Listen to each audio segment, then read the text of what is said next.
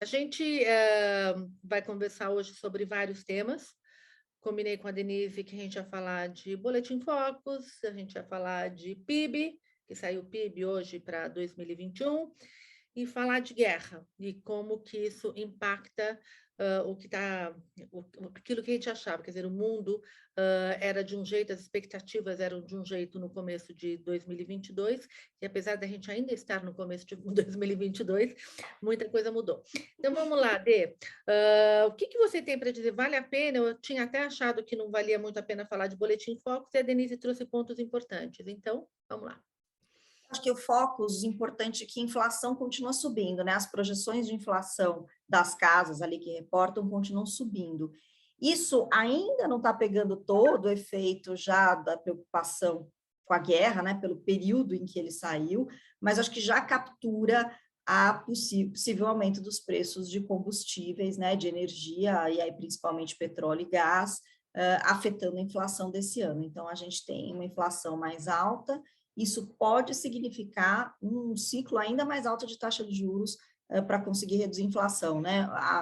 A nossa valorização cambial recente dá uma certa acomodada nessa alta dos preços de commodities de forma geral, mas eu acho que é uma preocupação, sim, adicional a que existia essa questão dos preços de petróleo e commodities, né? Não é só petróleo, commodities até pela alta de preço de fertilizante, e pelo fato de ser um ativo que acaba sempre amplificando alta nesses momentos. Então, acho que esse que é o maior recado aí do Focus, né? Assim, o mercado continua preocupado com a inflação, ainda mais agora com alta de preços de energia, particularmente petróleo e gás. Tá, para o Boletim Focus de segunda-feira, então, lembrando que hoje as instituições já devem ter passado para o Banco Central os números com os quais elas estão trabalhando, e segunda-feira de manhã o Banco Central solta, então, o tal do relatório Focus. O que é bom a gente ficar de olho? Olhar para a inflação, para as expectativas de inflação, vamos ver como é que eles estão vendo a Selic, né?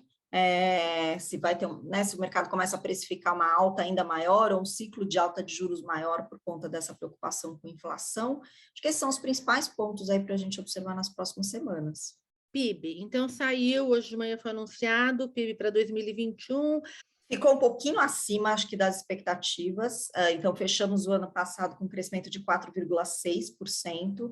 A queda do ano anterior foi 3,9%, então a gente mais do que recuperou a pandemia. Então, assim, efetivamente teve uma recuperação de demanda quando as coisas começaram a abrir, então houve alguma retomada, né? Não foi simplesmente recuperar só o que se perdeu em 20. Mas, acho que, por outro lado, 22, eu acho que assim, tem um crescimento maior no ano passado, tem um efeito estatístico que os economistas chamam de carry-over, que é basicamente assim, você está comparando uma média contra a média, né? Então, se está um pouquinho mais para cima, se você ficar paradinho, quanto que você fica em relação ao ano anterior? O carry-over é um pouco menor agora que a gente teve um 2021 mais forte. Isso significa que esse ano a gente deve ter um PIB muito próximo de zero, né? Tem casas até que já falam em PIB um pouquinho negativo, acho que é uma coisa, né, entre menos meio e mais meio, sei que mas é por aí, ou um pouquinho negativo, um pouquinho positivo, acho que muito próximo de zero. E aí eu acho que, além desse efeito estatístico, a própria preocupação que a gente estava falando aqui agora com inflação mais alta e com eventualmente juros um pouco mais altos, né, um ciclo de alta monetária maior ou mais longo do que o anterior, isso faz com que provavelmente a gente tenha um cenário ruim para a atividade econômica, né? Então deve ter um crescimento muito próximo de zero esse ano. Isso aqui no Brasil. Daí a gente foi falar de guerra também. Não estamos nem entrando no mérito de paz sempre, né? Mas que efeito isso traz? A gente está vendo, não sei qual que é o último número, mas o último número que eu vi era de 1 milhão de pessoas saindo da Ucrânia, indo para a Europa, quer dizer, a Europa vai ter que receber esse povo, quer dizer, toda uma mudança de dinâmica. A gente tem cortes de várias atividades relacionadas à Rússia. O que isso vai mudar e impactar? Sempre lembrando, a gente quer falar sobre o impacto nos nossos investimentos, e o que impacta investimentos é taxa de juros, atividade econômica, para ver se as empresas vão crescer ou não. Enfim, o que isso está mudando depois dessa invasão, desse início de guerra? Acho que no curto prazo, para o Brasil, são as preocupações que a gente já falou, inflação podendo ficar um pouquinho acima, juros mais altos até. Mas pensando no médio e longo prazo, né, você tem um problema de oferta de energia, que não é para sempre, é temporário, mas que causa um aumento de preços, e aí uma discussão no mundo que já existia antes, né, de inflação, em decorrência da retomada pós-pandemia, né, então a gente tinha um movimento mundial de elevação de taxas de juros no mundo, só que agora eu acho que tem um elemento adicional, né, que é um choque muito grande na oferta de um insumo que é muito relevante para praticamente todas as economias, que é energia fóssil, né, petróleo e gás. Então, isso deve fazer com que você tenha uma preocupação adicional com a inflação, mas que é uma inflação mais difícil de debelar com alta de juros, né? Por quê? Você sobe os juros, você reduz a atividade econômica. Então, as pessoas consomem menos, investem menos, mas isso não adianta para baixar o preço do petróleo se o problema está na falta de oferta do produto.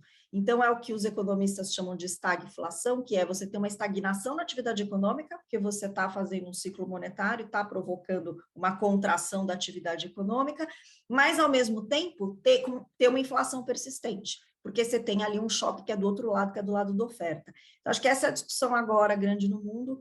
Dificilmente a gente não vai ver alta de taxa de juros na economia americana, pela própria atividade acelerada que a gente tem lá, mas ficar de olho um pouquinho na Europa, porque, como você bem comentou, eles têm uma crise de refugiados, gastos militares aumentando em vários países, a Alemanha já sinalizou, então, no fundo, você tem um aumento de gastos. Então, de alguma forma, você está botando liquidez na economia e tem que enxugar também, porque está no momento de inflação elevada. Então, acho que esse fenômeno aí da estagflação que a gente vai ter que lidar com ele nos próximos meses, ao longo dos próximos meses, né? Para o Brasil, no médio e longo prazo, assim, nós temos, dúbio o efeito, né? Do lado de commodities, nós somos beneficiados, quando você tem alta de preços, não é só commodities, metal, não é só petróleo que está subindo, as commodities agrícolas também estão subindo de preço, isso é positivo para o Brasil, que é um país exportador de commodities, que tem empresas importantes de commodities também, por isso que a gente viu a Bolsa recebendo capital de fora, né, que está no momento de taxa de juros elevadas, o que também faz com que você tenha atração de capital, por isso a gente tem visto o dólar mais tranquilo.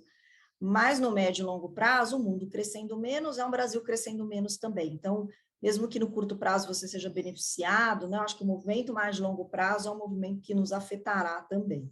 Ok, então, gente, muito obrigada, Denise.